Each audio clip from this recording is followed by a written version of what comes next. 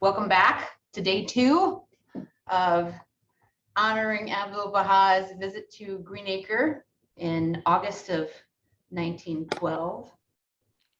And just a reminder for everyone to please mute yourselves so we're able to hear the speakers. We don't hear any background noise.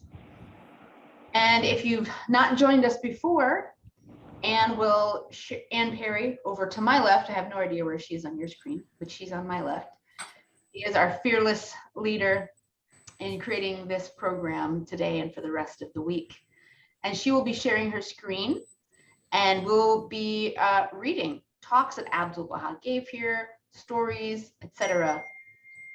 And we'll just take turns. Whoever feels like reading can go ahead and read. And I will start us off with a prayer / song. There's so many people in the world right now who are probably praying for protection in Afghanistan and Haiti and all over the world. And so this prayer is for their protection and for anyone who may need physical, spiritual, emotional protection. And we ask that Abdu'l-Bahá guide them and assist them.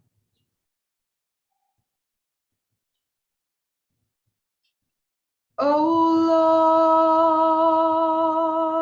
Lord, protect us from what lieth in front of us and behind us, above our heads, on our right, on our left, and below our feet, and every other side to which we are exposed. O Lord, protect us from what lieth in front of us and behind us, above our heads, on our right, on our left, and below our feet, and every other side to which we are exposed.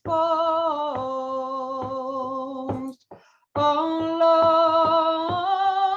Lord, protect us from what lieth in front of us and behind us, above our heads, on our right, on our left, and below our feet, and every other side to which we are exposed.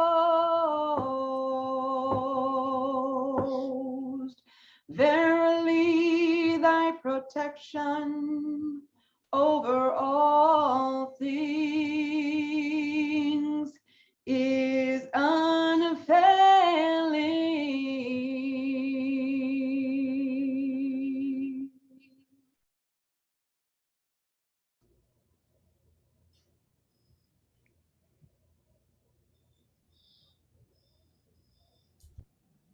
Take it away, Anne. Thank you so much, Jessica. It's wonderful to hear your music. And I want to hear it every day now. So welcome, everyone. And it's such a delight to see such a large and wonderful group. I know we have people from Ireland, UK, Canada, and the United States. And it's so thrilling to be able to celebrate together the visit of Abdu'l-Bahá to Greenacre. What a very special time and commemoration during this very special year. So now I'll share my screen with you. You can see the picture. Abdu'l-Bahá at Greenacre. We don't know who the women are, and that's interesting. And they're a little blurry in the photograph, so sometimes you just see this photograph with the men in it who are a little more in focus. But at any rate, it's nice to visualize him here and all the people that met him here. So we're going to start with a passage from Mahmud and then a few other passages. And on this day, Abdu'l-Bahá gave 4 talks, and 2 of them are quite lengthy. So we'll just be doing some excerpts from a couple of them. So I'm just going to ask for volunteers, and I hope you can see the screen well enough to read. So who would like to start us off?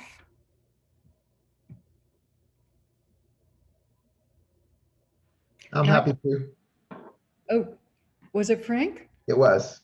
Okay, Frank, and then I know Nigel's always willing to read. So Frank, read as much as you want, and then we'll have Nigel and then whoever else. I'll do paragraph 1 and Nigel can take it from there. Okay, great. The beloved master's health was better and he was happy. He spoke of the pleasant climate of Greenacre and visited with friends and seekers until he left for a walk.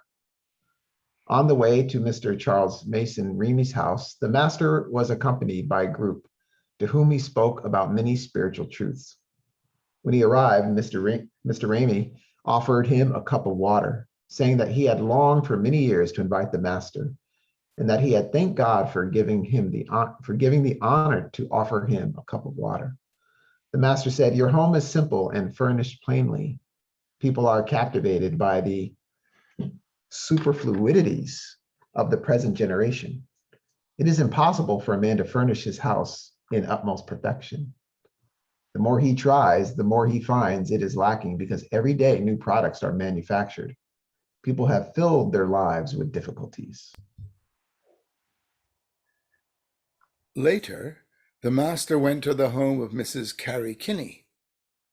There he spoke about material progress and the philosopher's lack of feeling for the spiritual kingdom, saying that this is befitting of animals.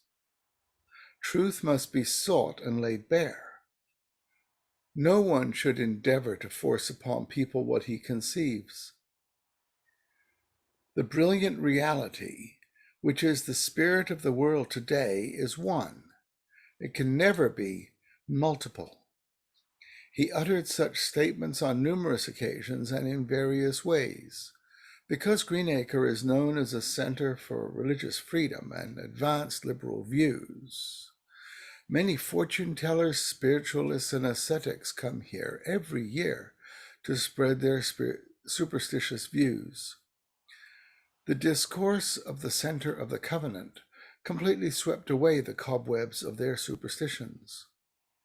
They were checked to such a degree that some of the impostors, who in previous years had delivered lectures contrary to the cause of God, now came to see him, bowing before him and repenting.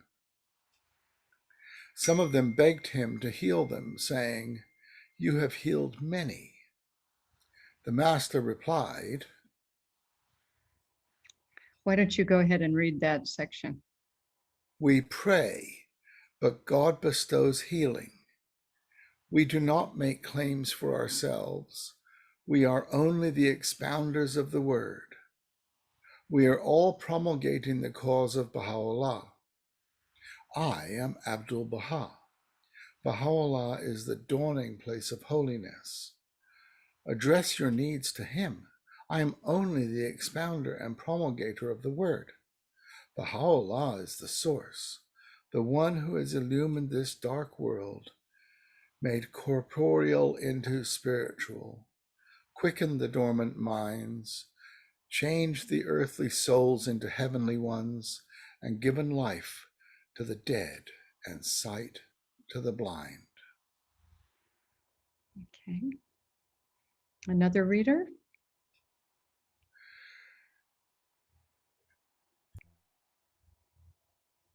Go for it, Carol. Okay. That night, he delivered an address on the unity of mankind in the East Hall of the Iranian. On his return to the inn, he spoke with the audience in jests, which nevertheless touched on many important subjects. He offered sweets to some visitors who, following the superstitious ideas of the ascetics, did not eat certain foods. He dispelled their beliefs by saying, "Food has nothing to do with faith. Rather, you should eat things to gain strength, and you should acquire spirituality. As I was sitting on the veranda, I saw Abdu'l-Bahá coming down the steps of the White House on the corner of the avenue, which Mr. and Mrs. Kinney occupied at that time. I did so wish that he would come over to the veranda, and he came straight over. In no time, there were 16 of us there. I said, Abdu'l-Bahá, would you like some of this honey, which I have just gotten from the country? To which he replied, very good. When he had eaten some of this honey, he said to me, do you eat honey spiritually? And I said, no, Abdu'l-Bahá, I'm afraid I don't. A lady handed him a photograph of her little grandson. And after looking at it for a moment or two, he put it in his pocket, which seemed to surprise her. But may he not have been blessing the child by doing so?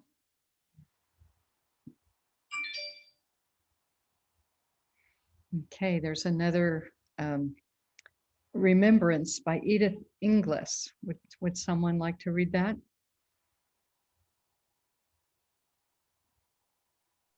I'll read it, Anne. In my mind's eye, I can see him, a majestic figure, strolling on the grounds. The talks in the old Iranian building and under the big pine tree in the pine woods, explaining the teachings of the faith and giving us glimpses of the future. But Abdu'l-Bahá was not always serious. He had a wonderful sense of humor and enjoyed a good story or joke. So also Stanwood Cobb commented on that point. He said that many of the spiritual teachers that came to Greenacre were so serious, but Abdu'l-Bahá had this delightful way of making people happy. Okay, so now we have a talk, and we'll read this talk. This is a shorter one, but we can read this in its entirety. So please, let's have a volunteer to start us off.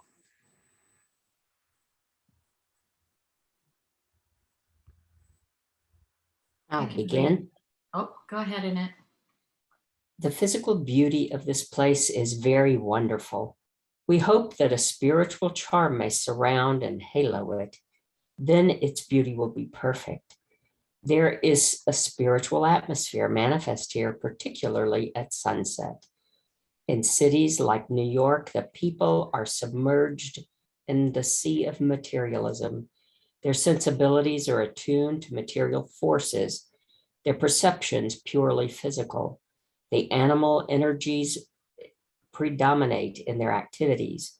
All their thoughts are directed to material things. Day and night, they are devoted to the attraction of this world without aspiration beyond the life that is vanishing and mortal.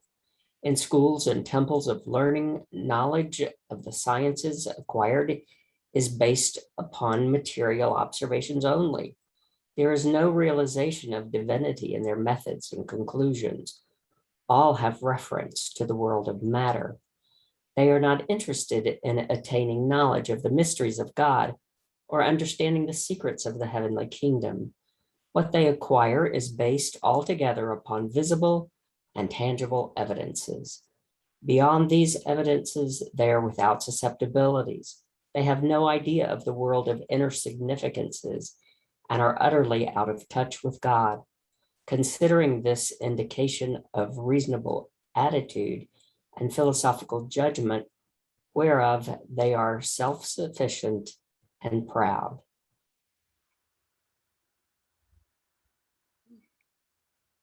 Laura? As a matter of fact, the supposed excellence is possessed in its superlative degree by the animals. The animals are without knowledge of God. So to speak, they are deniers of divinity and understand nothing of the kingdom and its heavenly mysteries. As deniers of the kingdom, they are utterly ignorant of spiritual things and uninformed of the supernatural world. Therefore, if it be a perfection in virtue to be without knowledge of God and his kingdom, the animals have attained the highest degree of excellence and proficiency. And the donkey is the greatest scientist and the cow an accomplished naturalist. They have obtained what they know without schooling and years of laborious study in colleges, trusting implicitly to the evidence of the senses and relying solely upon intuitive virtues. The cow, for instance, is a lover of the visible and a believer of the tangible. Contented and happy when pasture is plenty, perfectly serene, a blissful exponent of the transcendental school of philosophy. Such is the status of the material philosophers who glory in sharing the condition of the cow, imagining themselves in a lofty station. Reflect upon their ignorance and blindness.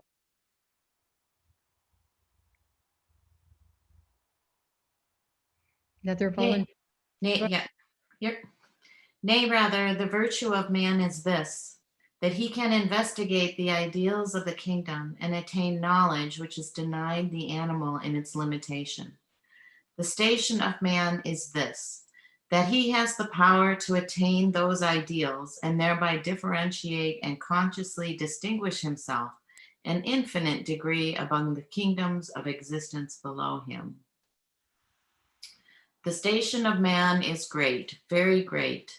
God has created man after his own image and likeness. He has endowed him with a mighty power, which is capable of discovering the mysteries of phenomena.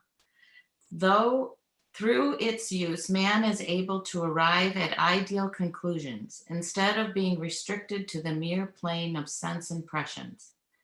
As he possesses a sense endowment in common with the animals, it is evident that he is distinguished above them by his conscious power of penetrating abstract realities.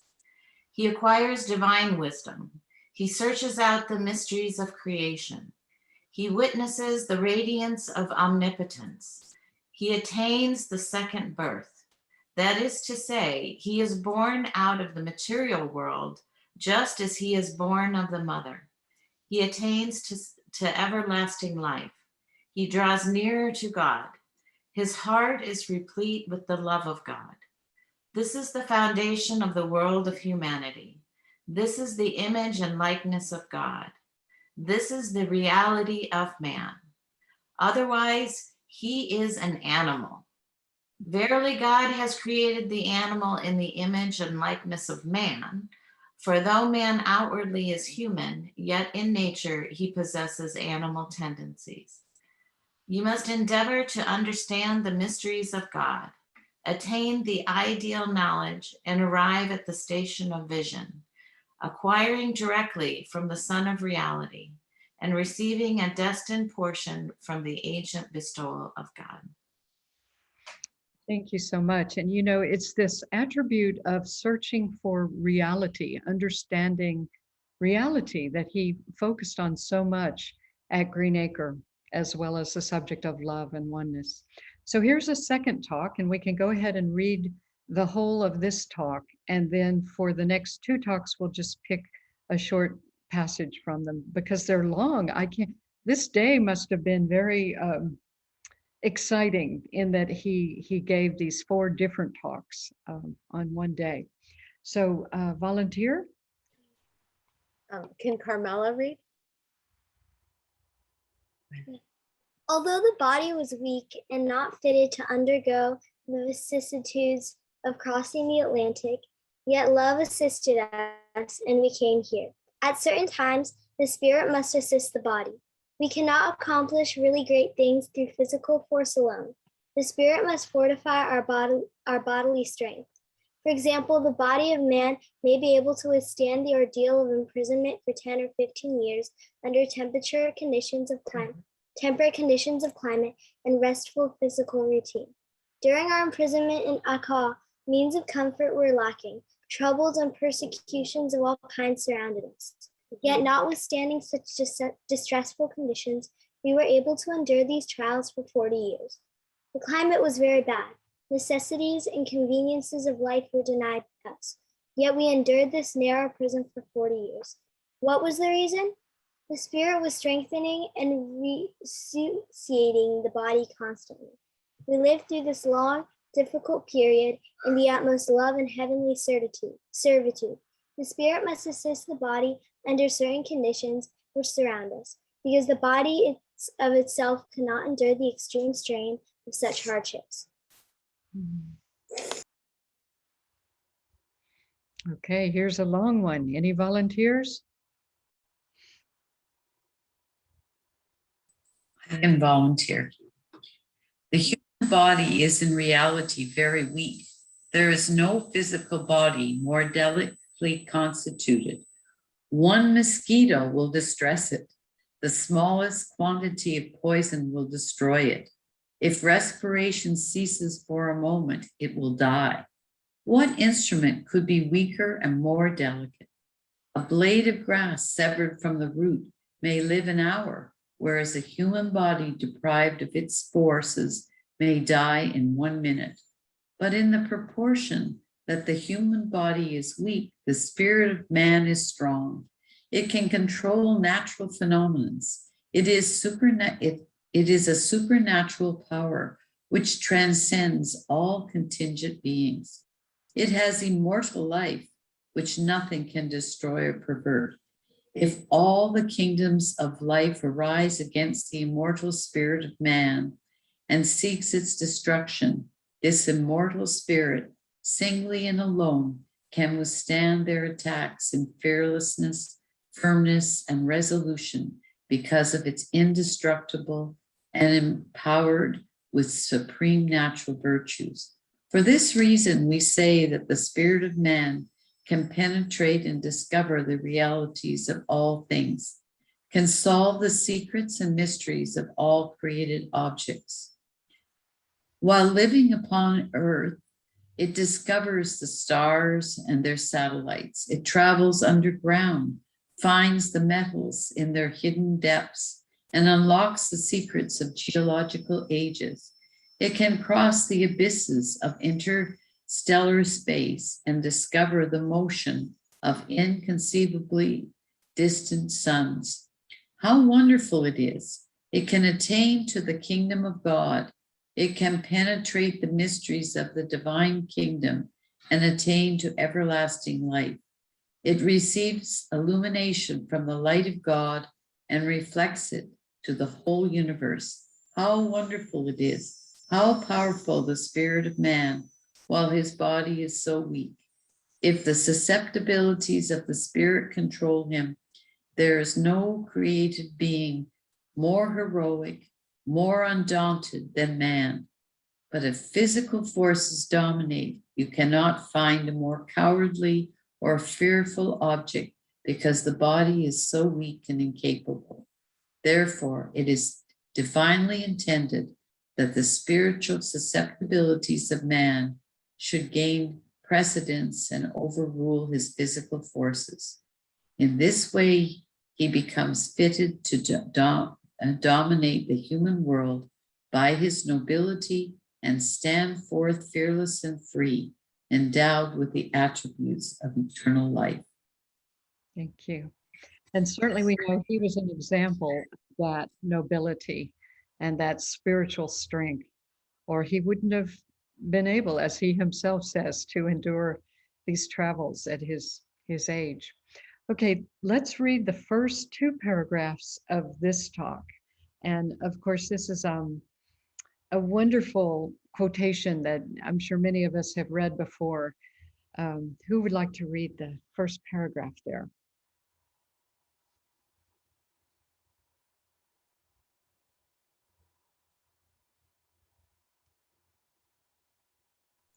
I can read it.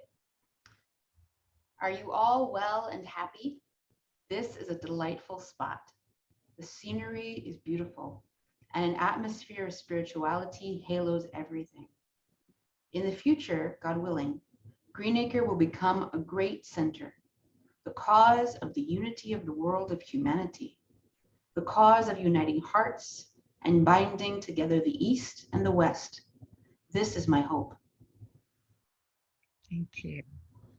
All right, another volunteer for the second paragraph? I can read. Do you hear me? Yes. Yes, I want to read. Tonight, I wish to speak upon the oneness of the world of humanity. This is one of the important subjects of the present period, If the oneness of the human world were established, all the differences which separate mankind would be eradicated. Strife and warfare would cease, and the world of humanity would find repose. Universal peace would be promoted, and the East and West would be conjoined in a strong bond. All men would be sheltered beneath one tabernacle. Native lands would become one. Races and religions would be unified. The people of the world would live together in harmony, and their well-being would be assured. So as we know, there's a lot there, and that we are engaged in the work of this very important bringing about the oneness of humanity. So actually, I had noted a couple of other paragraphs to read from this talk. One starts, God is great. You can see how long this talk is, but on the website, this whole document should be there, so you can go back and let's see, maybe I've passed it by. No, here it is. Okay, God is great. You can read the whole talk for yourself if you'd like to. We just don't have time on this platform. Volunteer. I'd be glad to volunteer. Okay. God is great. God is kind. He does not behold human shortcomings.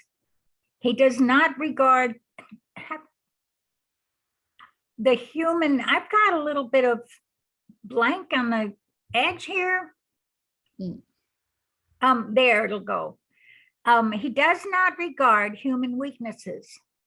Man is a creature of his mercy, and to his mercy he summons all. Why then should we despise or detest his creatures because this one is a Jew or another a Buddhist or Zoroastrian, and so on? This is ignorance. For the oneness of humanity as servants of God is an assured and certain fact. Do you want me to continue? Sure, read the next one. Baha'u'llah has proclaimed the promise of the oneness of humanity. Therefore, we must exercise the utmost love toward each other. We must be loving to all people of the world. We must not consider any people the people of Satan, but know and recognize all as servants of the one true God. At most, it is this: some do not know, they must be guided and trained. They must be taught to love their fellow creatures and be encouraged in the acquisition of virtues. Some are ignorant, they must be informed. Some are as children,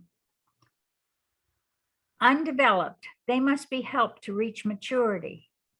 Some are ailing, their moral condition is unhealthy. They must be treated until their morals are purified. But the sick man is not to be hated because he is sick. The child must not be shunned because he is a child. The ignorant one is not to be despised because he lacks knowledge.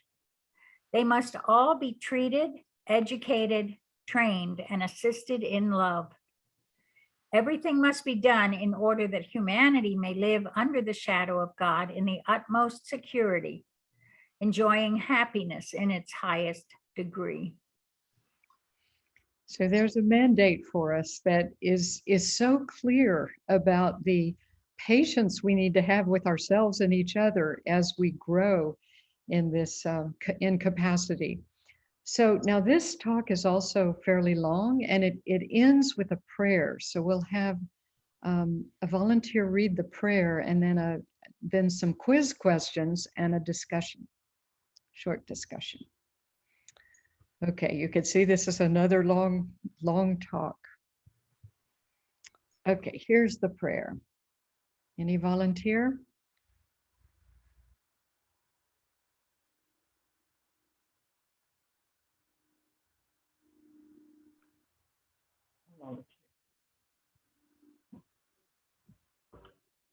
O God, thou who art kind, verily certain souls have gathered in this meeting, turning to thee with their hearts and spirits, They are seeking the everlasting bounty. They are in need of thine infinite mercy. O Lord, remove the veils from their eyes and dispel the darkness of ignorance. Confer upon them the light of knowledge and wisdom. Illumine these contrite hearts with the radiance of the Sun of Reality.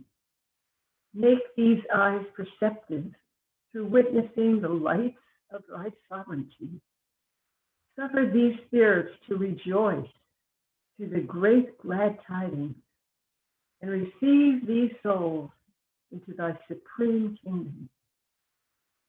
O Lord, verily we are weak, make us mighty. We are poor, assist us from the treasury of thy munificence. We are dead, resuscitate us through the breath of the Holy Spirit. We lack patience in tests and in long suffering. Permit us to attain the lights of oneness. O Lord, make this assemblage the cause of upraising the standard of the oneness of the world of humanity, and confirm these souls so that they may become the promoters of international peace. O Lord, verily the people are veiled and in a state of contention with each other, shedding the blood and destroying the possessions of each other. Throughout the world there is war and conflict. In every direction there is strife, bloodshed, and ferocity. O Lord, guide human souls in order that they may turn away from warfare and battle, that they may become loving and kind to each other, that they may enter into affiliation and serve the oneness and solidarity of humanity. O Lord, the horizons of the world are darkened by this dissension. O God, illumine them, and through the lights of thy love, let the hearts become radiant. Through the blessing of thy bestowals, resuscitate the spirit until every soul shall perceive and act in accordance with thy teachings. Thou art the Almighty. Thou art the Omniscient. Thou art the Seer. O Lord, be compassionate to all.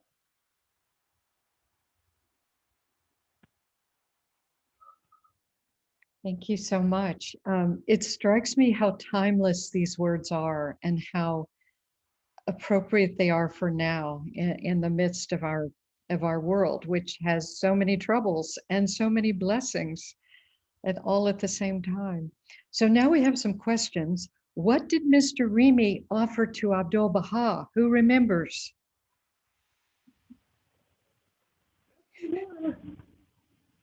Water. Water. Water. Water. A glass of water. And what joy that gave him to be able to offer that to the master. Now, what did Mahmud say Abdu'l-Bahá swept away at Green Acre?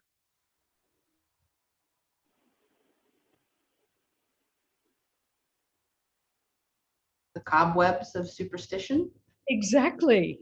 Exactly. And that theme is repeated several times because, as you recall, this place was full of people attracted to it for many reasons, but they brought their own philosophies and ideas. And, you know, there was one man who lived in a tent and only ate fruit and nuts, or maybe he lived in a tree house. But at any rate, all kinds of people came here. And Abdu'l-Bahā's focus on investigating reality and on removing those things which were superfluous to our clear Baha'i thinking and spirituality was one of his main roles here. Okay, was Abdu'l-Bahá always serious, according to Edith Inglis? No. No, he had a wonderful sense of humor. And he enjoyed making people laugh. And he also liked to use this phrase, all right. You know, he loved the American spirit of saying, all right. And sometimes he would ask multiple times, Are you well? Are you happy? Are you very well? Are you very happy? Okay, what did Ella Robarts give to Abdu'l-Bahá? Honey, honey. Honey, exactly.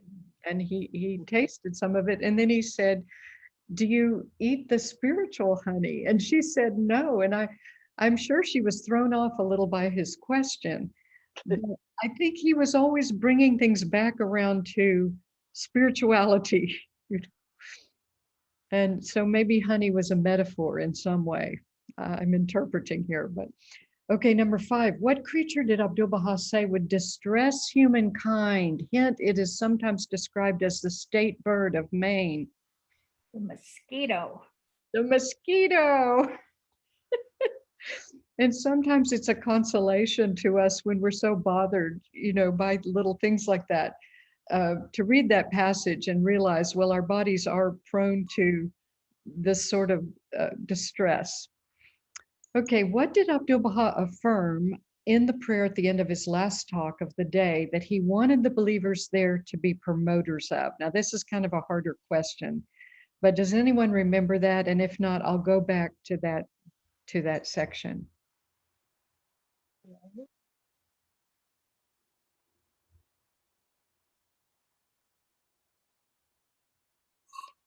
Can you see this? Confirm these souls that they may become the promoters of international peace. Well, the interesting thing was that the peace flag had been flown here since 1894. This was a real focus of Sarah Farmer's work, international peace. And of course, this was 1912, so there would have been the end of one war and World War I on the horizon.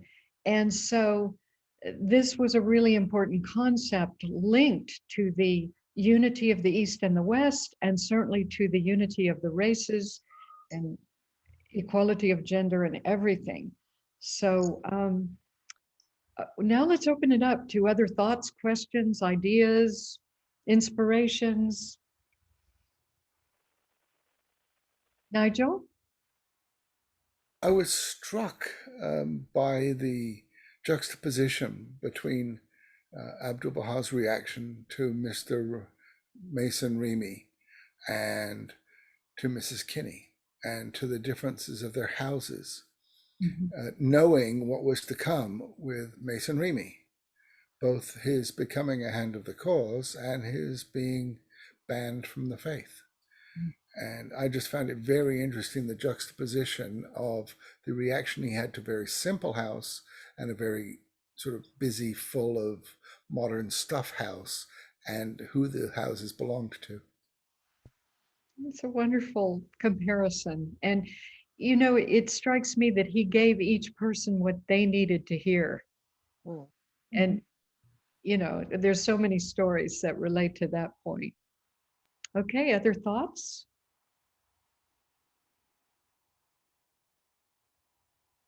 I was really struck by just wondering, how often are we looking beyond the physical reality? How often are we using our spiritual senses? How often are we transcending just being an animal, transcending these senses and being aware of the kingdom, and just how that will develop in human beings over the years to come? I find it fascinating, and I hope that I can do that more and more. I hope we can all do that more and more and learn more about what that actually is and what that actually means and what that looks like and how do we do that. And I'm just fascinated by that.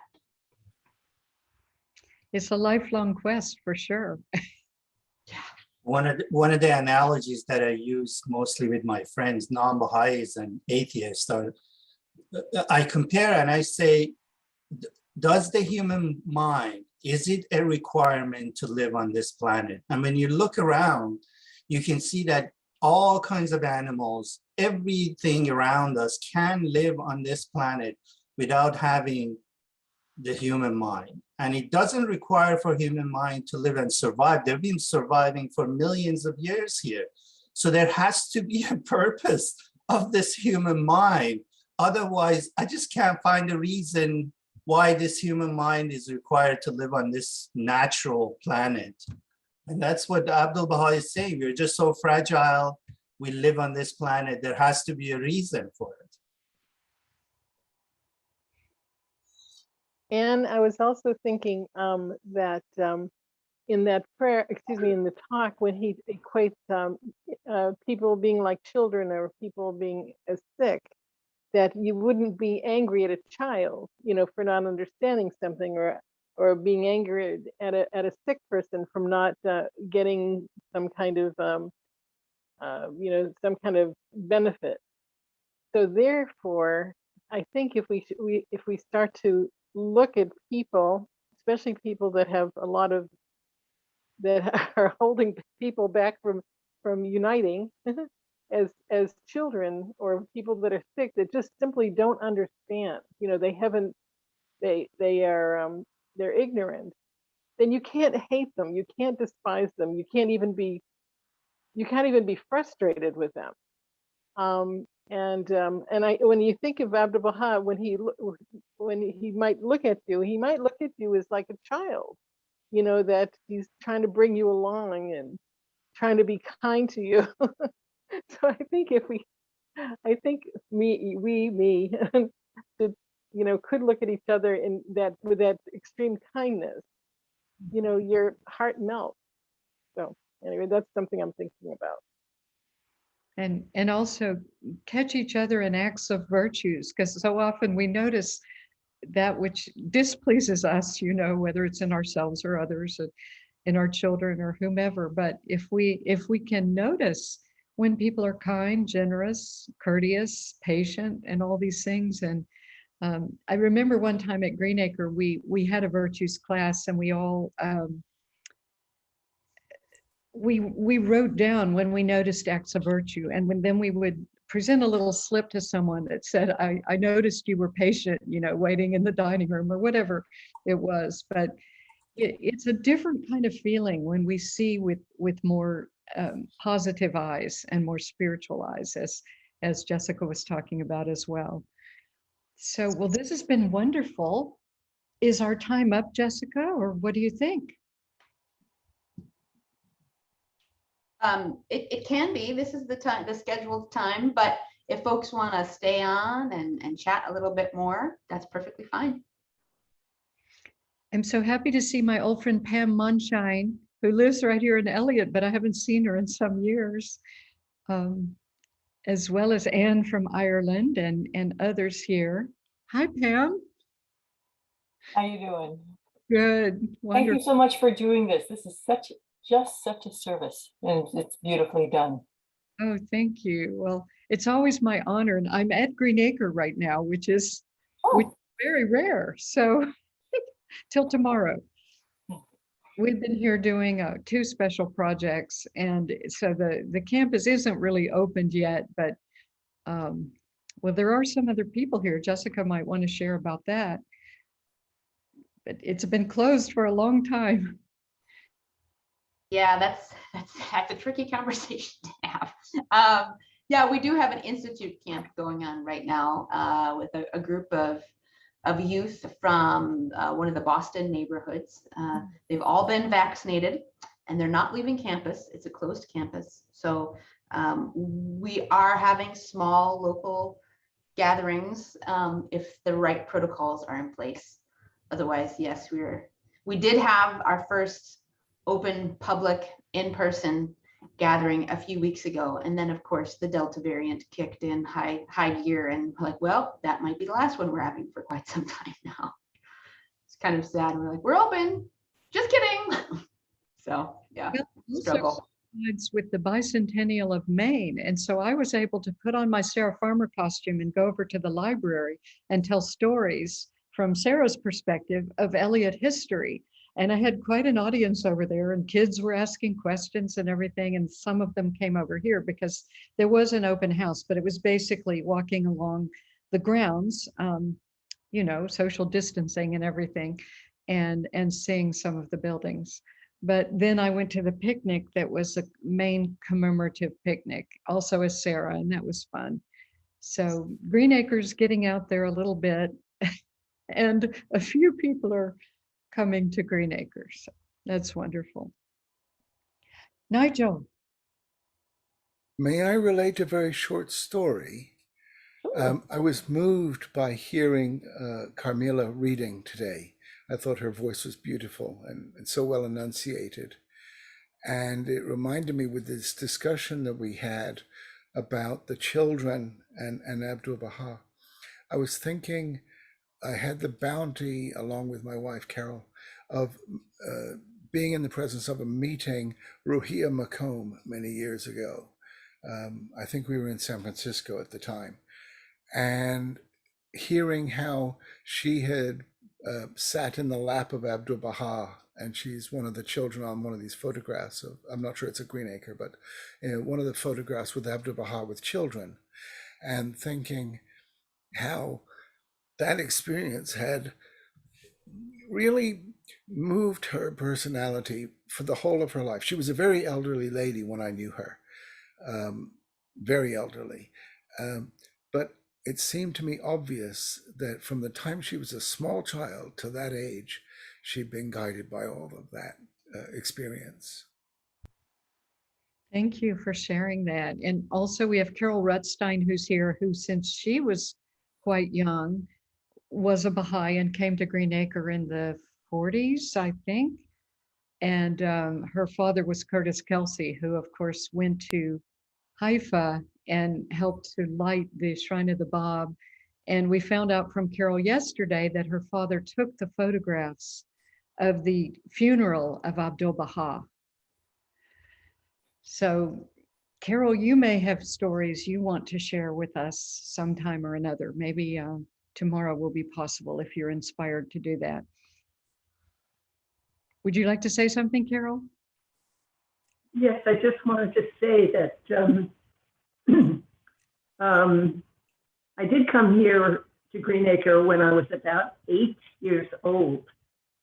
And that was probably 1938 or 9.